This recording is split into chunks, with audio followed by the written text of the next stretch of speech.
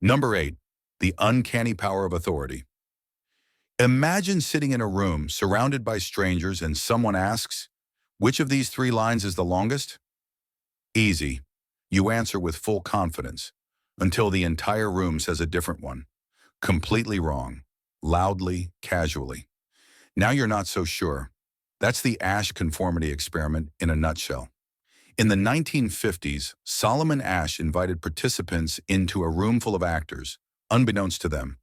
He asked the group to answer obvious visual questions, like which line was longest. The actors all gave the wrong answer on purpose. The real participant almost always conformed. Even though their eyes were screaming, "No way, that's right," their brain was whispering, "But everyone else agrees." Turns out your brain would rather be wrong with the crowd than right all alone. This experiment revealed two very human fears. Fear of being different. Fear of being wrong publicly, even when you know you're right. And that's not just about lines on paper. That's groupthink, peer pressure, corporate meetings, middle school lunch tables. Your brain is wired to go with the herd, even if the herd is driving off a cliff in a clown car. Basically, if everyone around you suddenly says the sky is green, your brain might start squinting and going, well, maybe it's kind of teal. Number 7, the shockingly obedient human. Imagine a stranger in a white lab coat telling you to press a button that you know will hurt someone. Not just a little zap, screams of agony level hurt. And you do it, willingly, repeatedly. Congratulations, you're in the Milgram experiment, aka the wow, humans are way too chill about torture study. Back in the 1960s, psychologist Stanley Milgram wanted to see how far people would go just because someone with a clipboard said, please continue. The setup, a teacher, you, a learner, an actor, and a fake electric shock machine that went all the way up to 450 volts. That's cartoon-level electrocution. Every time the learner got a question wrong, the teacher had to shock them. With each wrong answer, the shocks increased. The actor would scream, beg, and eventually go eerily silent. And most people kept going, just because the lab guy said, you must continue. The wild part? Over 65% of participants obeyed until the very end. They believed they just murdered someone with a dial, all because science told them it was fine. This wasn't just a one-time thing. Versions of the experiment have been repeated over the decades, and surprise, humans are still weirdly obedient when authority shows up with a clipboard and a calm voice. So yeah, if someone ever tells you, I was just following orders, maybe check if they're secretly running a shock machine. Number 6, the monster study. Let's take a hard left turn into what if we ruin children for science? That's basically what happened in the horrifyingly named monster study in 1939. A speech pathologist named Wendell Johnson wanted to know if stuttering was a learned behavior or just something you're born with. So obviously the solution was gaslight some orphans. Johnson and his grad students selected 22 orphan kids, half of whom had no speech issues at all, and split them into 2 groups. One group got positive speech therapy. You're doing great. The other group got roasted. They were told their perfectly normal speech was wrong, bad, embarrassing. Stop stuttering, even when they weren't. And guess what? The kids who got torn down started actually stuttering, or worse, shutting down, avoiding talking altogether, and developing lifelong speech issues. Because yeah, if you tell a child they're broken long enough, their brain will eventually agree. The study was so ethically cursed it wasn't even published until decades later. And when it finally surfaced, the academic world collectively went, what the hell?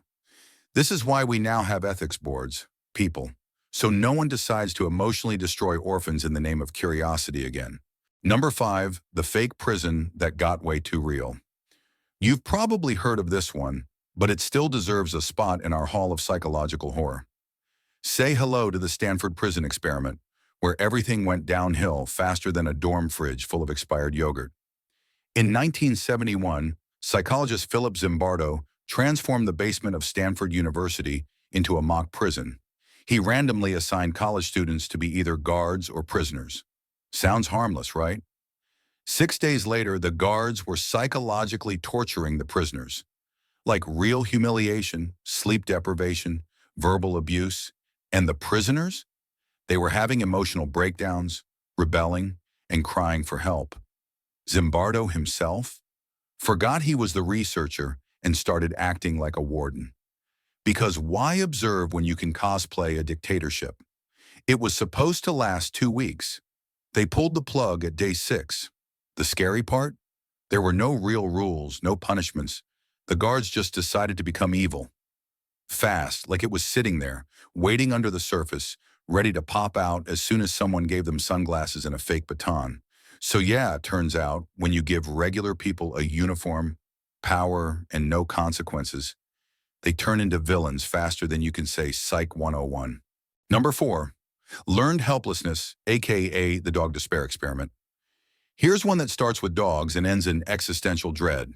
In the 1960s, psychologists Martin Seligman and Stephen Meyer conducted what's now called the learned helplessness experiment.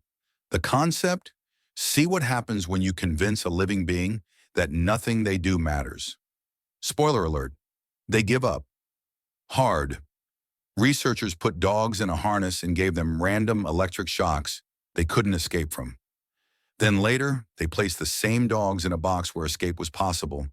Just hop over a low wall. But they didn't. They just laid down and took the pain, because in their minds, trying didn't matter anymore.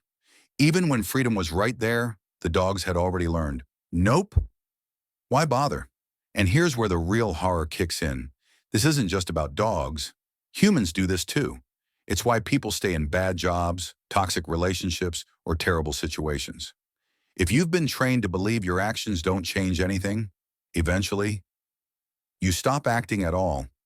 Basically, your brain can be trained to surrender, even when it doesn't have to, which is not just creepy, it's devastating.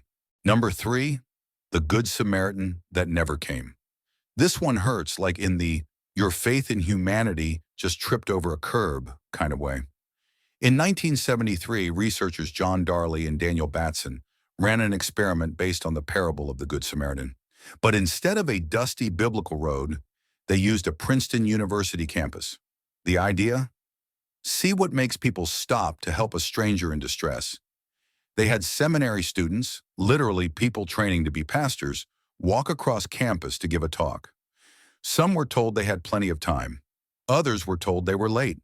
On the way, every student passed a man slumped in a doorway, coughing and clearly struggling. And the results? Almost no one in a hurry stopped. Not even the ones about to give a sermon about helping others. The conclusion? People aren't heartless monsters. They're just busy, or distracted, or stressed. But in the end, the brain goes, I have somewhere to be, and compassion gets sidelined like an unused shopping cart. So yes, apparently your brain is capable of loving your neighbor, unless you're late for lunch. Number 2, the Bobo doll beatdown. What happens when kids watch adults lose their minds on an inflatable toy? Apparently, monkey see, monkey throw hands. In 1961, psychologist Albert Bandura ran the now iconic Bobo doll experiment, which sounds like a circus act, but is actually a deep dive into how kids learn violence. Bandura showed one group of kids a video where an adult absolutely wrecks a giant clown-shaped punching bag, kicking it, yelling at it, beating it with a hammer like it owed them money. Then he let the kids play in a room with, you guessed it, a Bobo doll. The result? The kids went full WWE. They copied the adult's actions almost exactly, sometimes adding new creative ways to commit balloon-based assault. Some even picked up the hammer. Because nothing says I'm having a great childhood like reenacting blunt force trauma on a clown balloon. The takeaway? Kids don't just learn by being told what's right. They learn by watching what we do. You can give a whole speech about kindness, but if you throw a tantrum at the drive-through window, guess which lesson sticks? This study was one of the first to show just how powerful observational learning is. So yeah, every time you rage slam your phone, a toddler somewhere is taking notes. Number 1, the Robbers Cave Incident. Let's end this round with something that sounds like the origin story of a summer camp horror movie. In the 1950s, psychologist Muzaffar Sharif took 2 groups of 11-year-old boys to a summer camp at Robbers Cave State Park in Oklahoma. The twist? The boys didn't know they were in an experiment. At first, the groups were kept apart and bonded as teams. Then they were introduced and instantly pitted against each other in competitions. They named themselves the Eagles and the Rattlers. Fights broke out, flags were burned, cabins were raided. They actually started to hate each other. All it took was a few games and a little tribal pride to create full-on aggression. But the experiment wasn't over. Sheriff then introduced problems, like a broken water supply, that both groups had to fix together. And poof, working together on real challenges actually melted the hate. Eventually, they became friends, like a weird, emotionally manipulative Disney movie. Moral of the story: it's way too easy to turn us and them into enemies. But shared struggle, that's the secret handshake to fixing it.